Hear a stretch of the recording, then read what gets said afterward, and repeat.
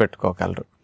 ఇక dry nuts విషయానికి వస్తే బాదము, జీడిపప్పు, పిస్తా పప్పులు, వాల్నట్స్, పుచ్చగింజల పప్పు, ప్రొద్దుతిరుగుడు పప్పు, గుమ్మడి గింజల పప్పు ఇవన్నీ కూడా అతి బలమైన పప్పులు.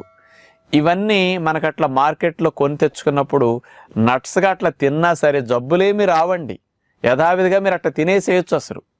కానీ నేను తినొద్దు అని చెప్తాను. ఎందుకంటే అవి బాగా 50% అంతకంటే ఎక్కువ ఫ్యాట్తో ఉంటాయి. అంత డైరెక్ట్గా ఫ్యాట్ అట్లా విత్తనాల రూపంలో, ఆయిల్ రూపంలో ఉంది కాబట్టి అలా తిన్నప్పుడు అవి డైజెషన్ అవ్వడానికి చాలా ఎక్కువ టైం తీసుకుంటాయి. డైజెషన్ అయినా ఒక 10-20% పోషకాలు పదార్థాలు మోషన్లో వెళ్ళిపోతాయి సరిగా అరక్క అట్లా తినేసినప్పుడు, ఎండు గింజలతో పాటు మనం తిన్నప్పుడు.